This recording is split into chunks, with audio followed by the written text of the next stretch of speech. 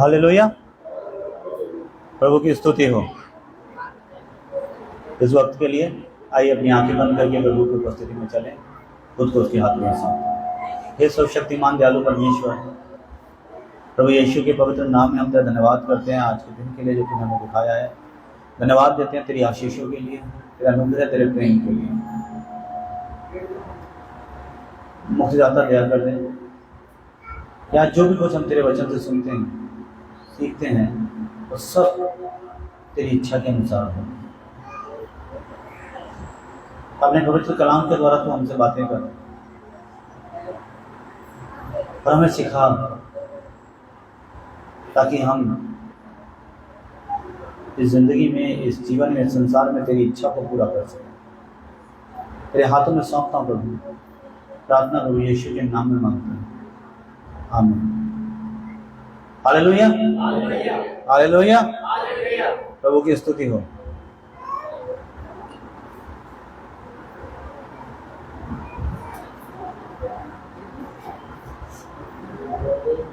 क्या आपने कभी सोचा ये बात कि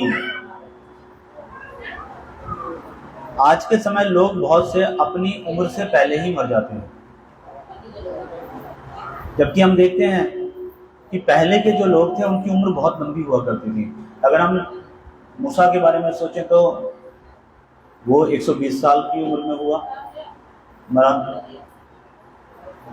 दाऊद की उम्र देखें, हानोक जो प्रभु के साथ चलते उठा लिया गया, नूह,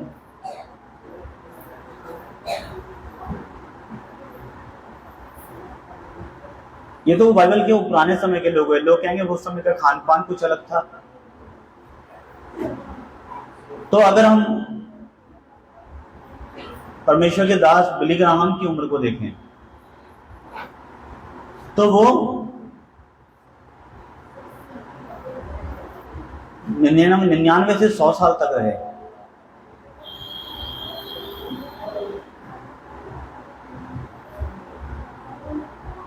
तो ऐसा क्यों होता है कि लोग की उम्र घटती जा रही है, जबकि बाइबल में तो कम से कम लिखा है कि आयु 70 साल होगी और बल के कारण वो 80 भी हो जाए तो भी। इन सब चीजों के पीछे जो सबसे बड़ा काम है वो है आपकी सोच का, क्योंकि जैसी व्यक्ति की सोच होती है वो वैसा ही होता जाता है।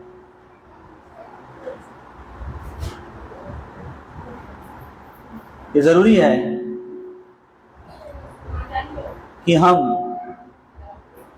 अपनी सोच के ऊपर काम करें।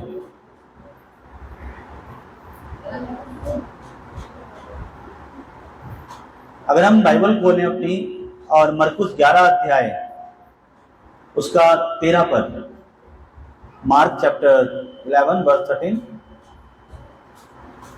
अगर हम उसे बाइबल में खोलते हैं और वचन को पढ़ते हैं, मरकुस 11 निकाल लेंगे मेरे साथ फटाफट।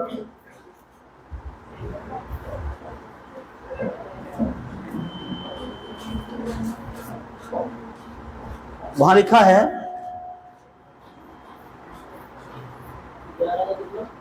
11 का 13 पद में यहां लिखा है, और वह दूर से अंजीर का एक हरा पेड़ देखकर निकट आया गया कि क्या जाने उसमें कुछ पाए, पर पत्तों को छोड़ कुछ ना पाया, क्योंकि फल का समय ना था।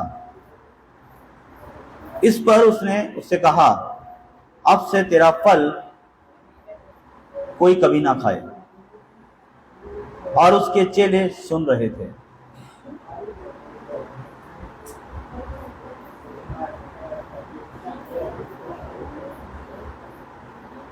अगर हम लोग देखना चाहें बाइबल की, अगर हम लोग वचन खोलेंगे, अगर हम किंग जेम्स वर्जन में ये चीज देखते हैं तो वहां कुछ इस तरह पेड़ को जवाब दिया।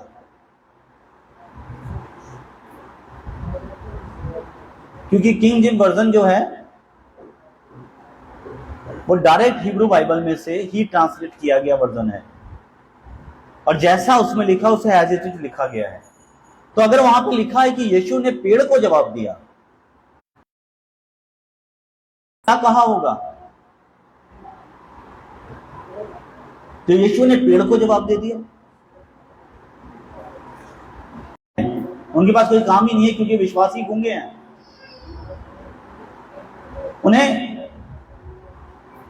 उनको वो कोई आज्ञा ही नहीं देते।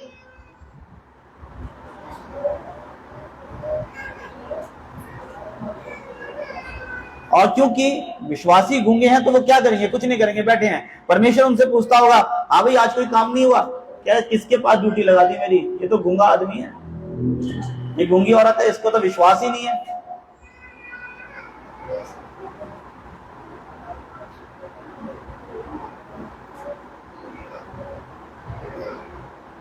परिस्थितियां कठिन आती है तो आप क्या बोलते हो, ये बहुत बड़ा महत्व है। आप क्या सोचते हो, ये बहुत बड़ा महत्व है इन बातों का।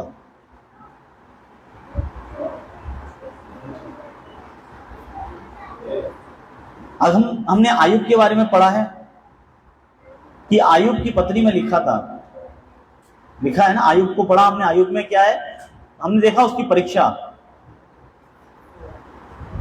परीक्षा ये नहीं थी कि उसका सारा सामान उससे ले लिया गया, उसकी सारी वैभव को, उसके सारे धन दौलत सब लुट गई। ये उसकी परीक्षा नहीं थी।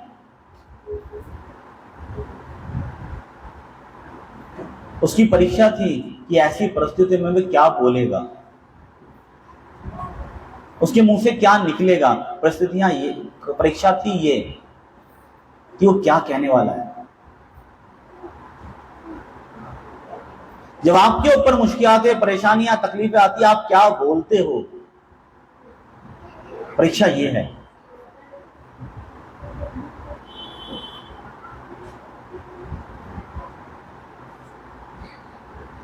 ये जरूरी है समझना हमें कि हमारे मुंह से निकलने वाले शब्द,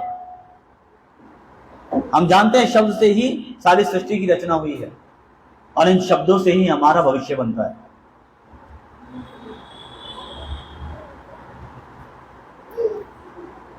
ये हमें देखना है।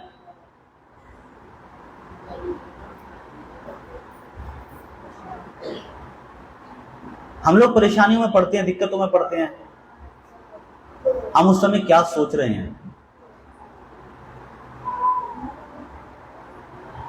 और जो हम सोच रहे हैं वही हम बनेंगे।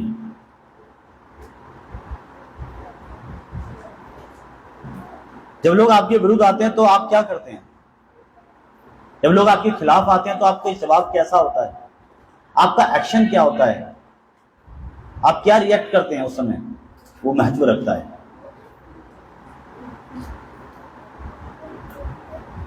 कुछ पहाड़ तो ऐसे हैं जिनको हम उखाड़ सकते हैं प्रभु यीशु के नाम में, और कुछ पहाड़ ऐसे होते हैं जिन पर हमें चढ़ना होता है। तो चढ़ने वाले पहाड़ों को उखाड़ा नहीं जाता और उखाड़ने वाले पहाड़ों पर चढ़ा नहीं जाता।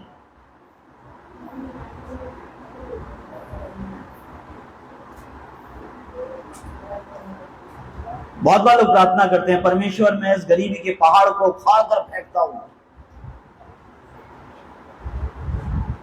ये गरीबी का पहाड़ वो पहाड़ नहीं है जिसको उखाड़ना है, ये तो वो पहाड़ है जिस पर आपको जीत हासिल करनी है, जिस पर आपको चढ़ना है। हालेलुया। इस पर आपको चढ़ना है, इस पर जीत हासिल करनी है। ये उखाड़ने वाला पहाड़ नहीं है।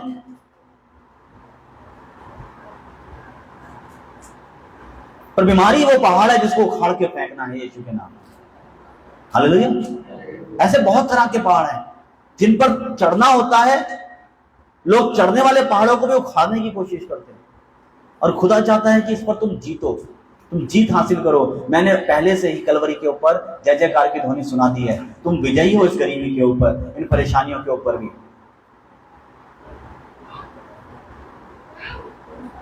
अक्सर लोग इन बातों को जानते ही नहीं, वो हालातों के भावनाओं में बहते हैं।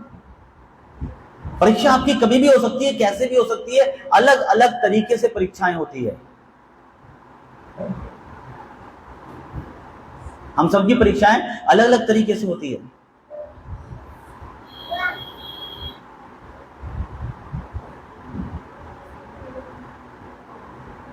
कई बार आपकी परीक्षा यही होती है कि अब आप क्या करेंगे ऐसी स्थिति में। जो 2023 के विश्वासियों में तो सब्र ही नहीं है।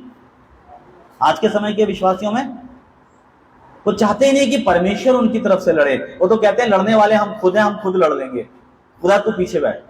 और जब पिटकर आते हैं तो कहते हैं प्रभु तूने बचाया ही नहीं।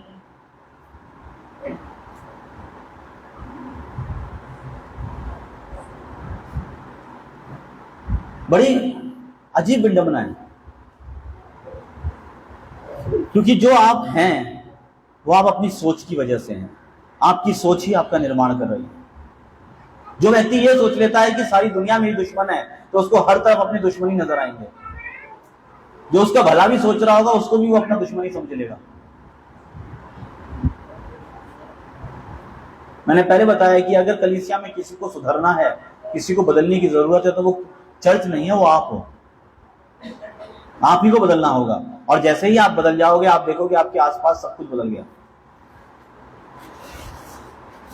बाइबल ये बात कहती है कि जो कोई मसीह में है वो नई सृष्टि है, पुरानी बातें बीत गई, देखो वो सब नहीं हो गई। लेकिन कुछ लोग अपने उस पुराने चौके को उतारना ही नहीं चाहते, वो उसी में बने रहना चाहते हैं।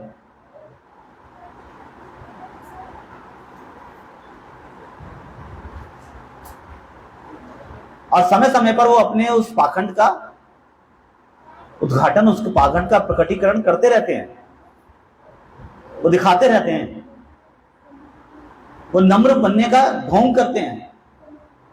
मैंने पिछले भी बताया कि आप परमेश्वर के आगे नम्र हो रहे हो, आप तो हर समय परमेश्वर के आगे हो, हर पल, हर क्षण, हर समय, हर जगह प्रभु की उपस्थिति में ही हो। तो इसका मतलब आपको हर वक्त नम्र रहना चाहिए, हर समय अपने आप को दीन रखना चाहिए, क्योंकि आपका परमेश्वर आपको हर वक्त, हर क्षण देख रहा है। सिर्फ आपकी प्रार्थना के समय नहीं कि जब आप घुटना टेके सर झुकाया प्रभु के आगे सर झुका के बैठ गए। और परमेश्वर ऐसे लोगों के लिए कहता है कि आप तुम सर पर ताट ओढ़ना और झाऊ के समान सर झुकाने को ही परमेश्वर को प्रसन्न करने का दिन समस्त कहते हो, क्योंकि वो तो हर पल तुम्हें देख रहा है।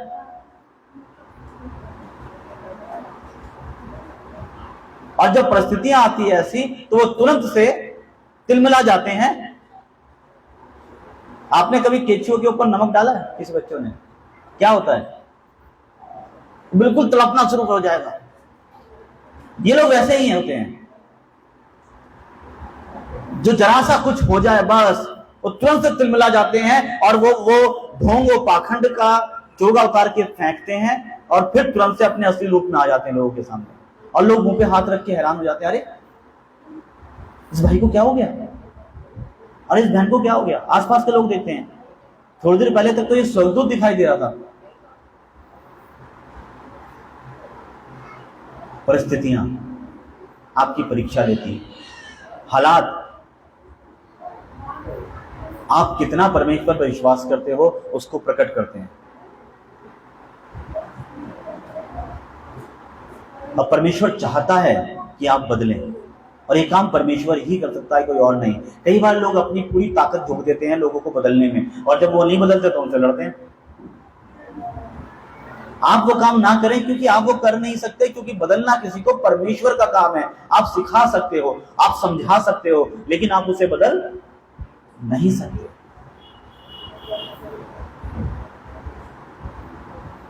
आप उसके लिए प्रार्थना कर सकते हो कि वो बदले, क्योंकि बदलने वाला परमेश्वर है। बाइबल एक बात कहती है, नीति वचन में स्पष्ट तौर से लिखा है, तो कभी किसी क्रोधी मनुष्य का साथी मत होना, उसके साथ मत होना। कहीं ऐसा ना हो तू भी उसकी चाल को सीख जाए, वो तेरे को फंदे में फंसा देगा।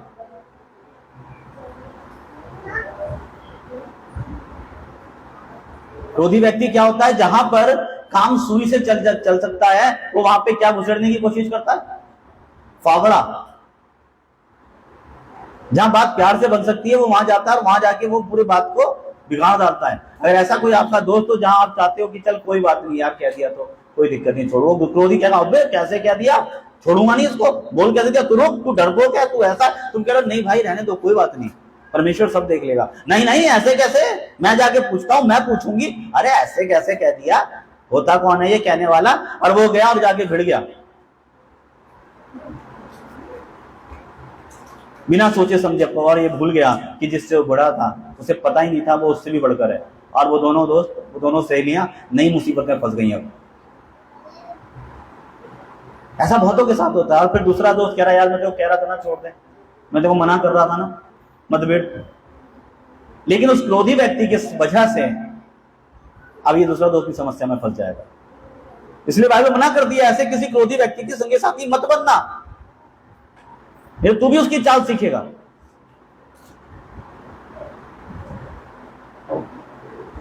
ये जरूरी है कि आप क्या बना, आपको अपने विचारों पर, सोच पर बहुत ज्यादा कंट्रोल करना होगा। फिलिपियों उसका 4 अध्याय उसका 8 से लेकर 9 पद, 8 और 9 पद, फिलिपियंस चैप्टर 4 वर्स 8 एंड 9। फिलिपियों 4 अध्याय 8 और 9 पद।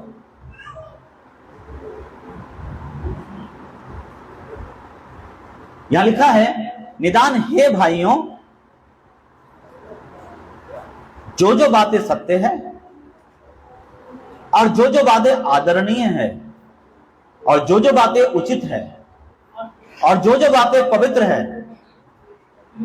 और जो जो बातें सुहावनी है और जो जो बातें मनभावनी है, निदान जो जो सद्गुण और प्रशंसा की बातें हैं उन्हीं पर ध्यान लगाया करो। जो बातें तुमने मुझसे सीखी और ग्रहण की और सुनी और मुझ में देखी, उन्हीं का पालन किया करो। तब परमेश्वर जो शांति का सोता है तुम्हारे साथ रहेगा। Hallelujah, hallelujah.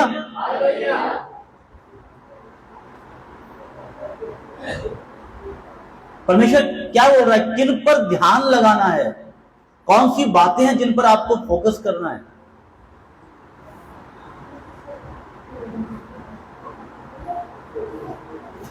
अक्सर जब मैं लड़का था तो अक्सर ये होता था कि मैं कुछ सोच रहा हूं तो मां पूछती थी क्या सोच रहे हो, तो मुंह से निकलता था कुछ नहीं, पता नहीं। और हम ये जानते नहीं, हम ये अच्छे से जानते हैं कि हमारा दिमाग हर वक्त काम करता रहता है। हमारा दिमाग रेस्ट नहीं लेता, हमारा दिमाग लगातार सोचता रहता है, उस समय भी जब हम सो रहे होते हैं। हमारा ये कंप्यूटर, जो हमारा मेंटल कंप्यूटर है, ये कभी बंद नहीं होता है, ये कंटिन्यू रहता है। वैज्ञानिक कहते हैं कि हर मनुष्य के दिमाग में हर दिन लगभग 10,000 विचार आते हैं, और शायद उससे भी ज्यादा। ये हमें सोचना होगा कि हम कौन से विचार के साथ रहेंगे और कौन से विचार को छोड़ देंगे।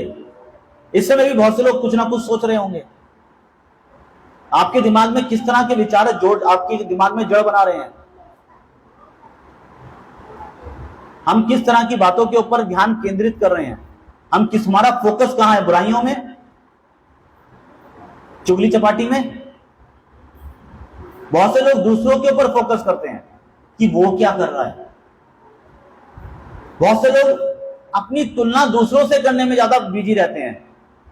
उसको तो कर दिया, मुझे नहीं करा, उससे तो कह दिया, मुझे नहीं कहा, उसको तुमने कुछ नहीं कहा, पिछली बार जब मैंने किया था तो तलवार निकाल ली थी। तो बहुत से लोग अपनी तुलना दूसरों से बहुत ज्यादा करते रहते हैं, इसी में बिजी रहते हैं। यह महत्वपूर्ण है कि आप अपने विचारों का मूल्यांकन कर लें, अपने विचारों को वैल्यू कर लें, वैल्यूमेट कर लें कि क्या है, क्योंकि जो हम सोचते हैं वही तो हम हैं। ये जरूरी है, क्योंकि आपको अपने विचारों को लेकर, अपनी सोच को लेकर सावधान रहना है, क्योंकि जो आप सोच रहे हैं, जो विचार दिमाग में चल रहे हैं, वही आप बन जाएंगे।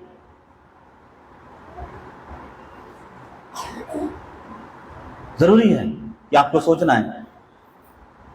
असल में आपका भविष्य, आपका भाग्य की शुरुआत कहां होती है? कहां से आपका भविष्य बनना शुरू हो जाता है? वो जगह है आपका मन। नीति वचन 23 अध्याय 7 पद, कोई एक जना पढ़ेगा मेरे लिए? माइक है आप लोगों के पास? क्या आशी है यहां पर? आशी पढ़ेगी।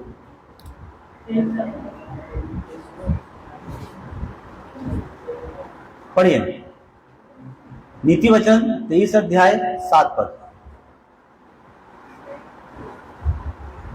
क्योंकि जैसा वह अपने मन में विचार करता है वैसा वह आप है।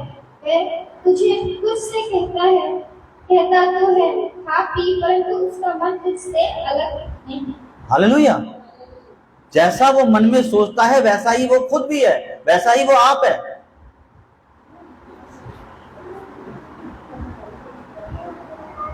आपको सावधान होना है कि आप क्या सोचते हैं। कोई भी व्यक्ति अपनी आत्मिक लड़ाई को, जो बैटल ग्राउंड है आत्मिक लड़ाई का, वो कहां पर है? कहां पर है ये आत्मिक लड़ाई लड़ी जाती है? वो कौन सा बैटल ग्राउंड है? वो कौन सी जगह है जी? वो बैटल ग्राउंड आपका मन है, जहां पर आप इस आत्मिक लड़ाई को लड़ते हो। आपका शत्रु शैतान नहीं है, आपकी शत्रु आप खुद हो। जो व्यक्ति अपने मन से हार जाता है वो संसार में भी हार जाता है।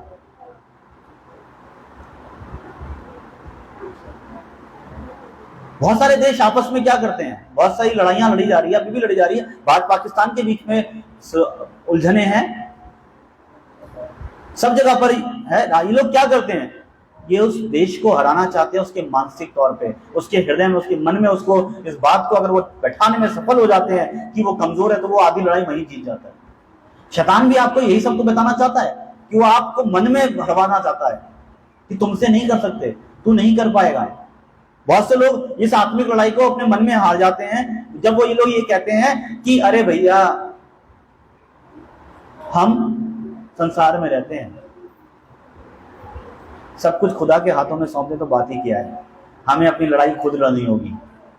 जबकि बाइबल कहती है कि तू अपना पलटा आप मत लेना।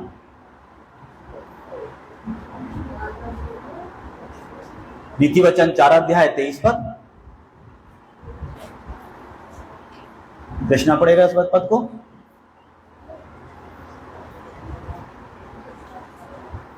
माइक दिया जाए ना। नीति वचन 4 अध्याय 23 पद।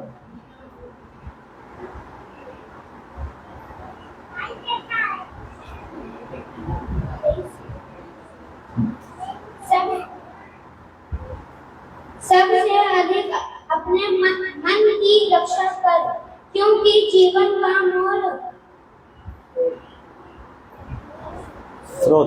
स्रोत वही है। हालेलुया। बाइबल कह रही है कि सबसे अधिक अपने मन की रक्षा कर, अपने हृदय की रक्षा कर, क्योंकि जीवन का मूल स्रोत वहीं पर है।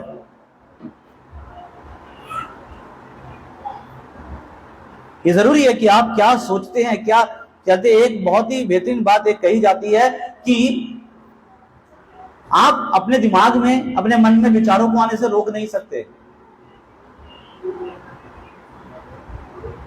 जैसे आपके सर से ऊपर से गुजरने वाली चिड़िया को, पक्षी को आप रोक नहीं सकते हो, वो आपके सर के ऊपर से गुजर ही जाएगा, लेकिन आप रोक सकते हो उसे घोंसला बनाने से। हालेलुया। आप उसे घोंसला बनाने से रोक सकते हो। अगर कोई विचार आपके मन में आए, या आपको सोचना होगा कि आप उस विचार के साथ जियोगे या उस विचार को जाने दोगे।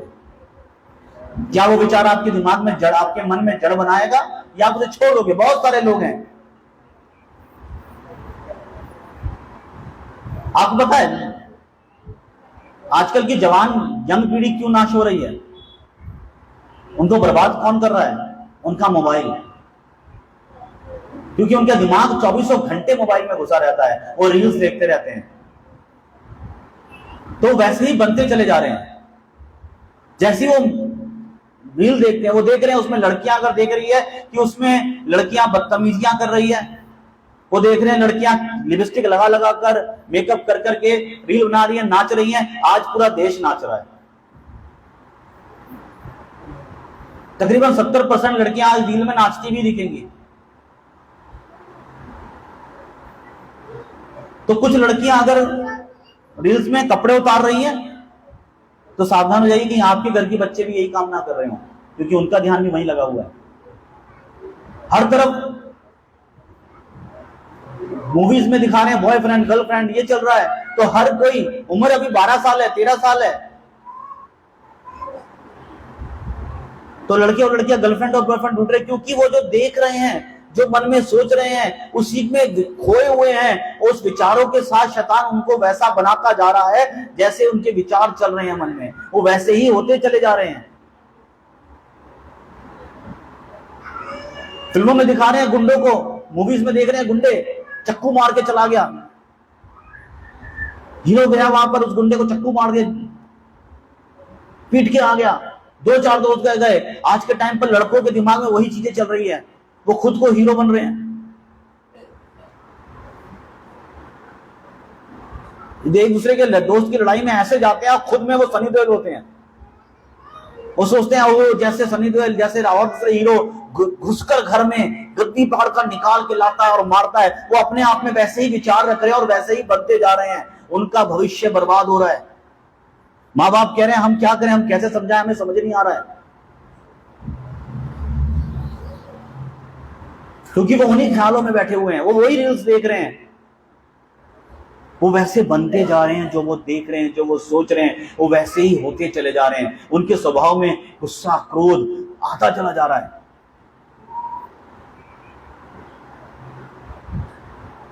बहुत सारे अपने मोबाइल में पॉर्न मूवीज देखते हैं, गंदी वीडियोस, तो उनके दिमाग में 24 घंटे वो गंदगी चलती रहती है। और उसका नतीजा क्या हो रहा है, क्योंकि बार बार वो गंदगी चलने और देखने की वजह से बलात्कार हो रहे हैं, क्योंकि वो वैसे ही बन गए हैं। अपने विचारों को, जैसे विचार वो रख रहे हैं वैसे ही वो बनते चले जा रहे हैं। रोमियो 12 अध्याय उसका 2 पद, रोमन्स चैप्टर 12 वर्स 2, रोमियो 12 उसका 2 पद।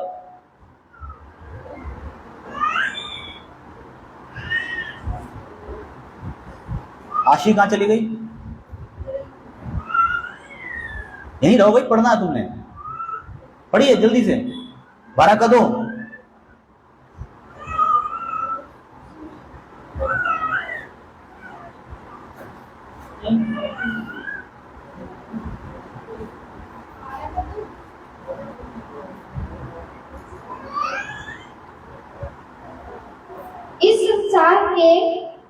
इस संसार के सदृश न बनो, परंतु तुम्हारे मन के नए हो जाने से तुम्हारा चाल चलन भी बदलता जाए, जिससे तुम परमेश्वर की भली और भावती और सिद्ध इच्छा अनुभव से मालूम करते रहो। हालेलुया। इस संसार के जैसे ना बनो, पर तुम्हारे मन के नए हो जाने से तुम्हारा चाल चलन भी बदलता चला जाए।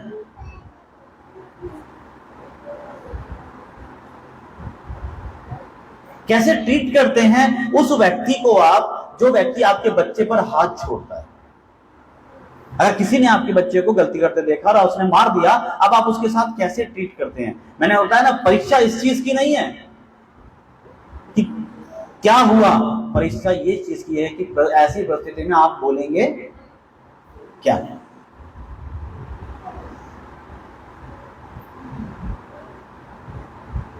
मेरा उद्देश्य आज अपने दिमाग को सत्य पर और शुद्धता पर केंद्रित करने के लिए आपको प्रोत्साहित करने का है कि ये चैलेंज है कि आप अपना दिमाग, अपना माइंड कहां फोकस करेंगे। हमने पढ़ा फिलिपियों 4 अध्याय उसका 8 और 9 पद, और जब हम इसमें देखते हैं तो इससे मसीहों की सोच का बढ़ना जरूरी है। आप देखिए उसमें क्या लिखा है, आपको इस बातें में सोचना जरूरी है। अपने दिमाग में आप अच्छे विचारों को रहने दें। पौलुस 8 पद में क्या कहता है? हे भाइयों, जो कुछ सत्य है, जो कुछ सत्य है, अच्छा है, जो कुछ सही है, जो कुछ पवित्र है, जो कुछ प्यारा है, जो कुछ सराहनीय है, जो उत्कृष्ट प्रशंसा के योग्य है, ऐसी बातों को मन में विचार लेकर आए। उन बातों पर ध्यान केंद्रित करें। वो कहता है तुमने मुझसे बहुत कुछ सीखा है, उसे ग्रहण किया व सुना, मुझ में देखा है, उसे व्यवहार में लाओ, तो शांति का परमेश्वर तुम्हारे साथ बना रहेगा। हालेलुया। तो जो कुछ सत्य है, सोचने की आवश्यकता है कि इसके विपरीत यानी कि झूठी बातों पे, कपटपूर्ण बातों की ओर आपको ध्यान नहीं लगाना है। जो कुछ अच्छा है, जो कुछ अच्छा है उसकी ओर फोकस करना है। नीच बातों पर, अपमानजनक बातों पर, इन पर आपको फोकस नहीं करना है।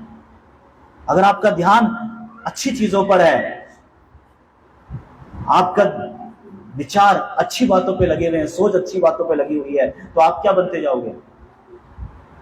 अच्छे बनते जाओगे। लेकिन अगर आपने नीच बातों पर फोकस करा हुआ है, अपमानजनक बातों पर फोकस करा हुआ है, तो फिर आपको भी समाज में अपमान झेलना पड़ेगा। जो कुछ सही है, गलत और अन्यायपूर्ण चीजों के विपरीत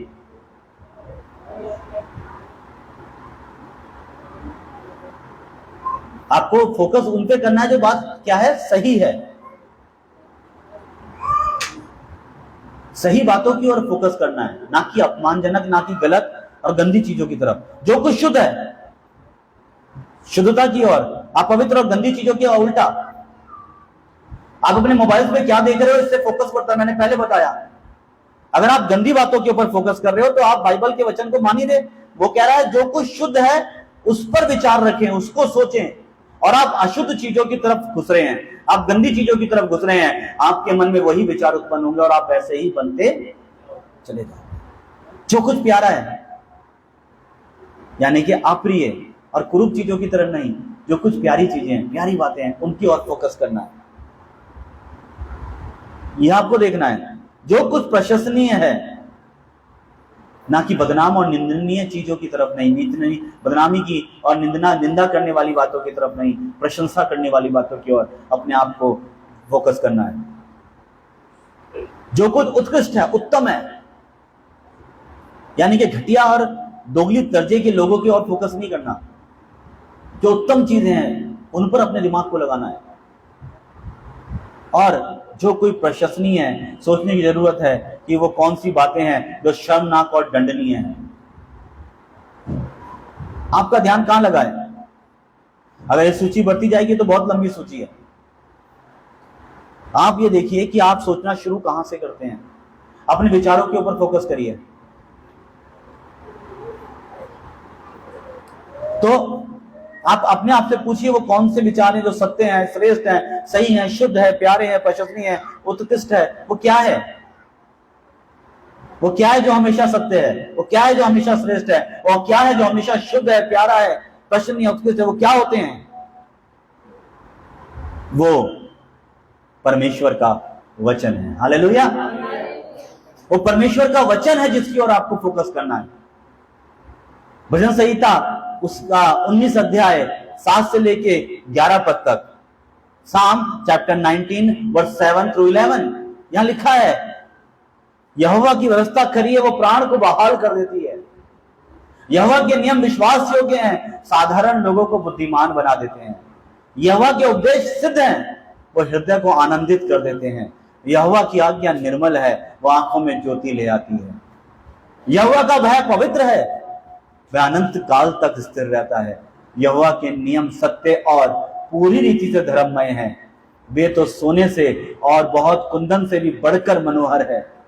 वे मधु से और टपकने वाले छत्ते से भी बढ़कर मधुर है, और उन्हीं से तेरा दास चिताया जाता है। उनके पालन करने से बड़ा प्रतिफल मिलता है। हालेलुया।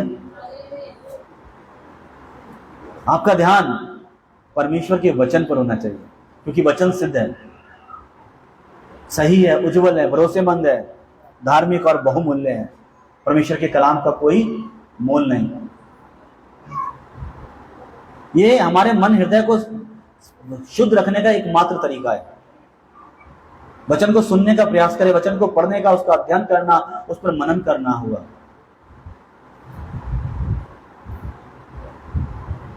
शैतान अपनी बातों को आपके पास 100% लाएगा। उसको दिया ही यही काम है। उसका टारगेट ही है कि इस दुनिया के ज्यादातर लोगों को, अधिकांश लोगों को नरक की आग में लेके चला जाए, क्योंकि वो अपना अंत जानता है। वो परमेश्वर के विरुद्ध है पूरी तरीके से, और वो चाहता है कि आप भी परमेश्वर के विरुद्ध होकर काम करें। लेकिन जो लोग परमेश्वर के वचन को संजोते हैं, उसके अनुसार जीते हैं, उनके लिए बड़ा प्रतिफल है। Hallelujah, hallelujah. आप अपने मन के युद्ध को जीतने के लिए आपके पास अच्छी बातें होनी चाहिए, और परमेश्वर के वचन की सबसे अच्छी बात यह है कि आप उसे अपने मन में रखकर अपने विचारों में सोच सकते हैं। हालेलुया। ये बात सच है कि बुरे विचारों को आप दिमाग में आने से रोक नहीं सकते हो, लेकिन उनको वहां पे रुकने की अनुमति आप देते हो।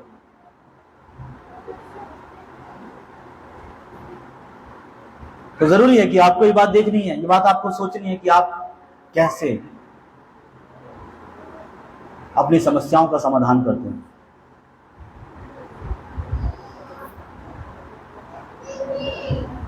ये बात हमें कोई एक्सपेरिमेंट करने की आवश्यकता नहीं है, हम देख सकते हैं।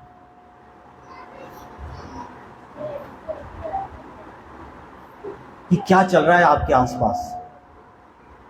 जिस समय सास बहू सीरियल, जिस समय अलग अलग तरह के सीरियल्स आ रहे थे, उस टाइम पर घरों में सबसे ज्यादा झगड़े हो रहे थे। जिन औरतों का दिमाग हमेशा सीरियलों में घुसा रहता है, वो अपने घर में भी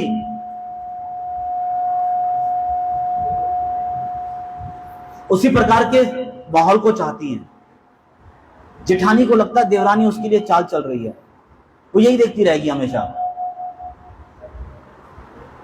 और वो उसका पर्दाफाश करना चाहती है, क्योंकि सीरियल में देख रही है ना, वही दिमाग में चल रहा है।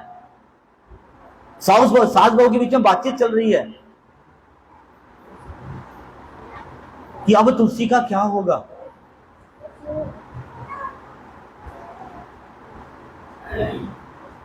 वो देख रही है, सीरियल के अंदर चल रहा है कि पति का बाहर चक्कर चल रहा है उसके, अरे वो मनोरमा को धोखा दे रहा है,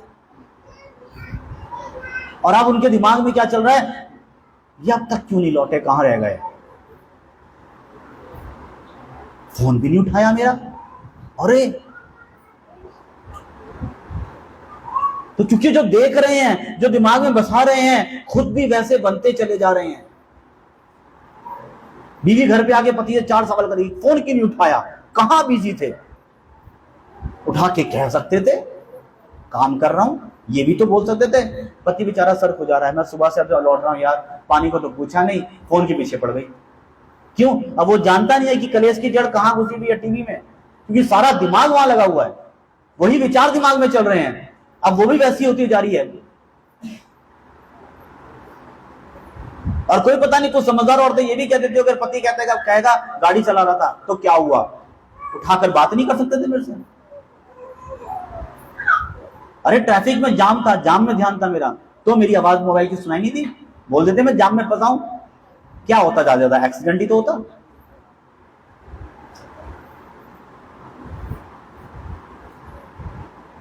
जो आप देखते हैं, जो आप सुनते हैं, जो आप विचारते हैं, जैसा आप सोच रहे हैं, आप वो बनते चले जा रहे हैं। और लोगों के पास नाटकों के लिए टाइम है, बाइबल के वचन को पढ़ने के लिए समय नहीं है। हैरानी की बात है,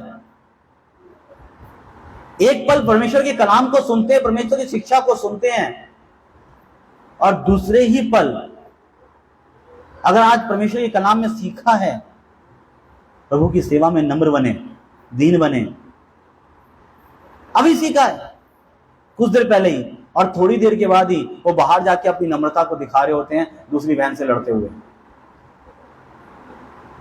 क्योंकि वो वचन के लिए जगह नहीं बची है, क्योंकि ऑलरेडी बहुत कुछ भरा हुआ है।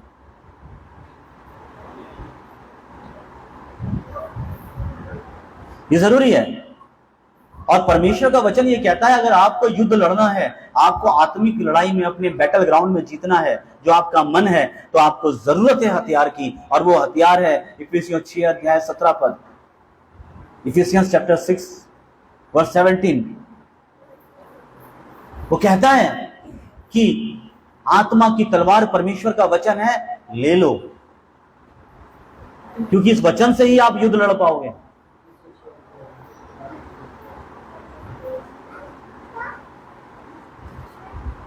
आपको इस विषय में विचार करना होगा कि आप कहां युद्ध लड़ रहे हैं,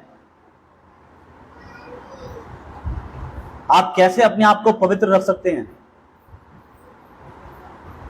भजन संहिता 119 उसके विषय में बताता है। साम चैप्टर 119 वहां लिखा है कि कैसे, 119 का 9 वहां लिखा है कि जवान अपना चाल चलन कैसे पवित्र रखे, तेरे वचन के अनुसार चलने से। हालेलुया। पढ़े आशी एक बार। जवान अपनी चाल को किस उपाय से शुद्ध रखे, तेरे वचन के अनुसार सावधान रहने से। हालेलुया। कैसे शुद्ध रखेगा अपने चाल चलन को? परमेश्वर के वचन के अनुसार सावधान रहने से। नीति ये भजन संहिता 119 11 पद कृष्णा पड़ेगा।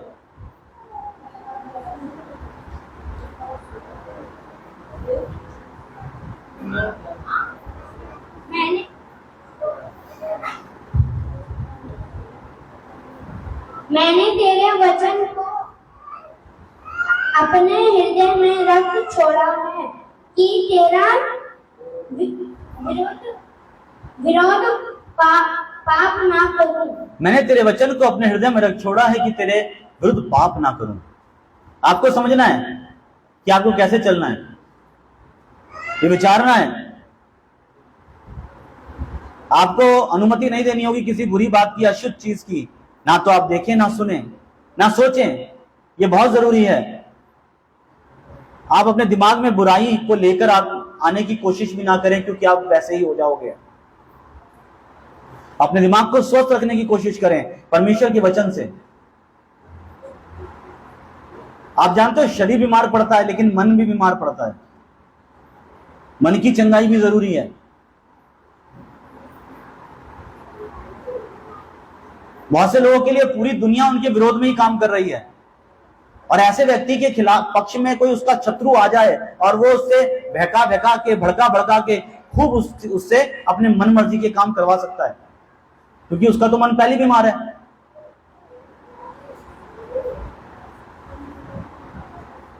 आपको ये तय करना होगा कि आप टीवी, फिल्में, म्यूजिक, किताबें, मैगजीन्स, सोशल मीडिया, वेबसाइट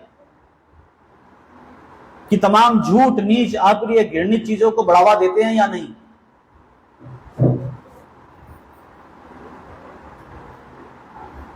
क्योंकि वैसे ही आप बनते चले जाओगे।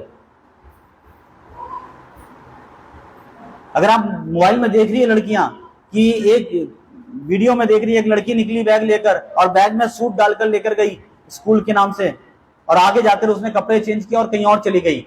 बाद में ये लड़की जो देख रही है इन्हीं चीजों को, और उसी लड़की की वीडियो अगर वो बार बार देख रहे हैं, तो यकीन जानिए एक दिन वो लड़की ये काम भी करेगी, क्योंकि वो उसकी जैसी बन रही है।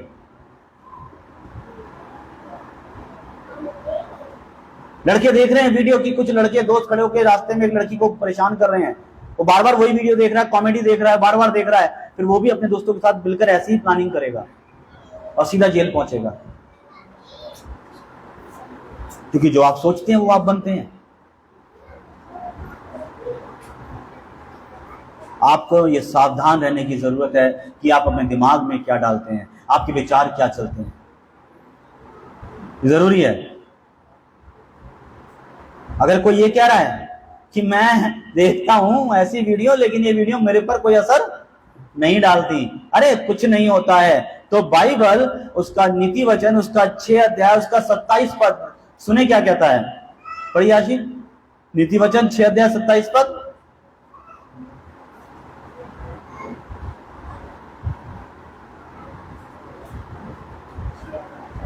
छह का 27।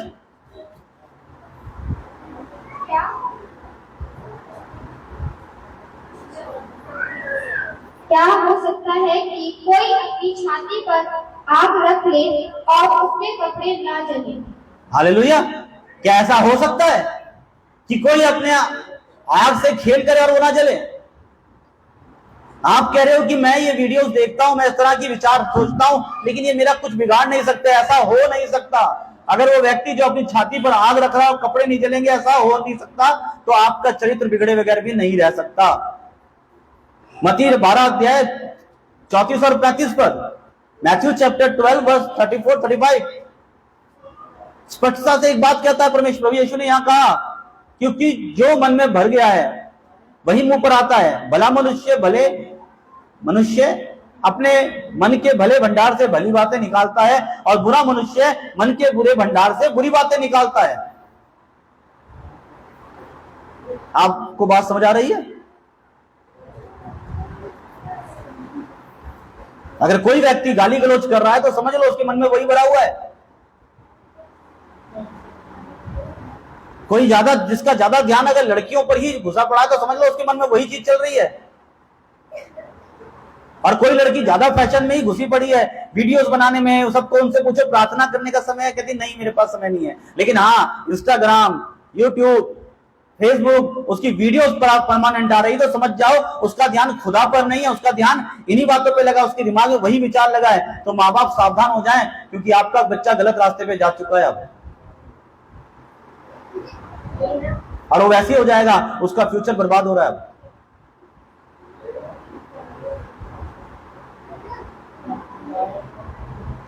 क्योंकि वो बनता चला जा रहा है। अगर बच्चा ये देख रहा है, लड़का आपका ये देख रहा है खून की चक्कू मारना, ये मारना, तो याद रखिएगा वो आपके लिए एक बड़ा खतरा बन रहा है। हो सकता है एक दिन वो आप पर भी वो चक्कू चला दे, क्योंकि वो वैसा ही बनता चला जा रहा है। क्योंकि ऐसा हो नहीं सकता कि कोई अपनी गोदी में आग रखे और उसके कपड़े ना जले। क्या होगा अगर बच्चे के सामने उसकी गलती पर टोकने वाले को डांटा जाए तो? क्या होगा? बच्चा सुधर जाएगा?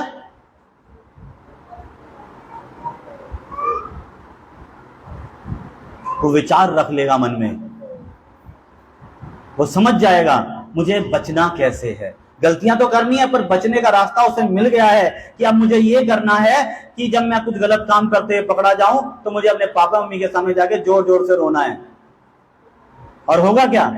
मैं गलती से बच जाऊंगा और मुझे टोकने वाला दंडित होगा मेरे माँ बाप के जरिए, और मेरी माँ मेरा बाप उससे लड़ेगा और मेरी गलती के ऊपर मुझे कुछ नहीं कहा जाएगा, मैं बच गया।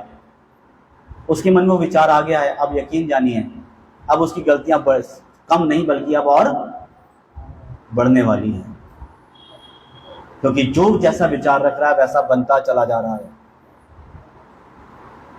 तो जरूरी है आप इस बात के बारे में विचार करें और सोचें।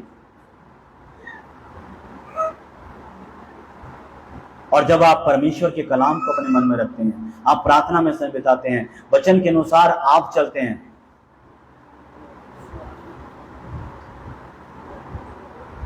तो वैसे ही आपके बच्चे भी होते जाएंगे।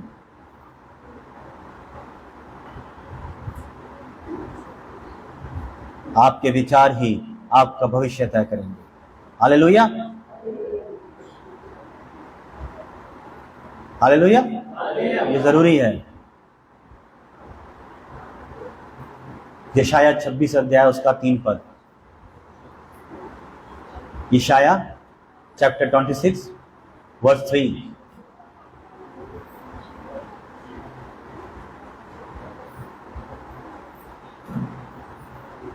यहां लिखा है, आप पढ़िए। आशी मिल गया आपको? मिलिए, पढ़िए।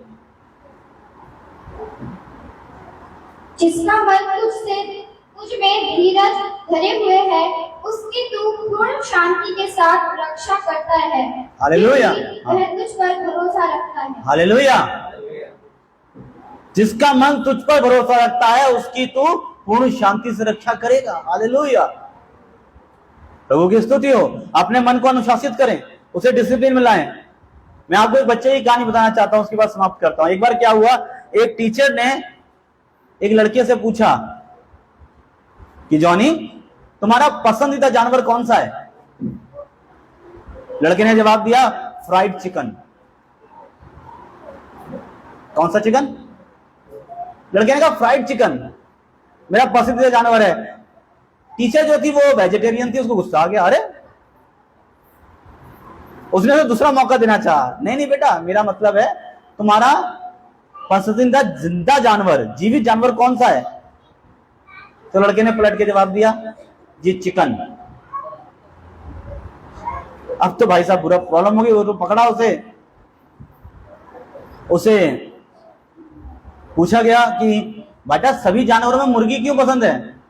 तो उसने कहा कि मुझे ना तला हुआ चिकन बहुत पसंद है, मुझे फ्राइड चिकन बहुत पसंद है। वो उसे ऑफिस में ले गई। मैं इससे पूछ रही हूँ कि इसका पसंदीदा जानवर कौन सा, समझा बोल रही हूँ, हर बात पे चिकन ही बोल रहा है, हर बात पे फ्राइड चिकन का ही नाम ले रहा है। अब प्रिंसिपल ने कहा अच्छा कोई बात नहीं, मैं पूछता हूँ, रुको मैं पूछता हूँ। बेटा आप किसी फेमस आदमी का नाम बताओगे जिसकी आप सबसे ज्यादा प्रशंसा करते हो, जिसकी आप सबसे ज्यादा तारीफ करते हो? उसने कहा हाँ है ना एक मेरा फेवरेट। कौन? वो कहता है कर्नल सैंडर्स। और वो कौन है? KFC के संस्थापक, जिन्होंने KFC रेस्टोरेंट को बनाया, कंटाकी फ्राई चिकन। तो ये बात समझिए कि दिमाग जब एक ट्रैक पे चल पड़ता है तो हर वक्त वो वही सोचता है, फिर हर तरीके से, हर रास्ते से उसके उस दिमाग में वही चलेगा और वही होगा। इसलिए मैं चाहता हूं कि आप अपने दिमाग को परमेश्वर के वचन पर लगाएं और परमेश्वर हर तरीके से कुछ भी देखेंगे तो आप परमेश्वर के वचन की महिमा करेंगे, परमेश्वर की स्तुति करते रहेंगे, तो आप धीरे धीरे उस वैभव में, उस स्वभाव के अंदर, उस सोच को ढलते चले जाओगे। लेकिन अगर दिमाग अगर इस ट्रैक पे चला गया है, अगर आपने जिस ट्रैक पे उसे डाल दिया वो उसी ट्रैक पे आपको लेके चलेगा और आपका आने वाला भविष्य आपकी सोच पर निर्भर है कि आप क्या सोचते हो और किस सोच में रहते हो।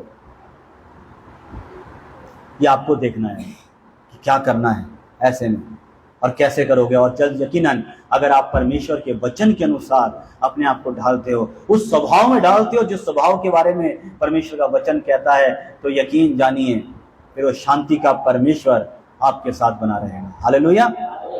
और आपके साथ अपने साए में रखकर आपके जीवन में अद्भुत कामों को प्रकट करेगा, क्योंकि बाइबल कहती है कि परमेश्वर की दृष्टि पूरी पृथ्वी पर सिर्फ इसीलिए फिर रही है कि जिसका मन उसके प्रति निष्कपट है उसकी सहायता में अपनी सामर्थ्य को दिखाए। हालेलुया। आइए अपनी आंखें बंद करेंगे। सर्वशक्तिमान दयालु परमेश्वर तेरी स्तुति।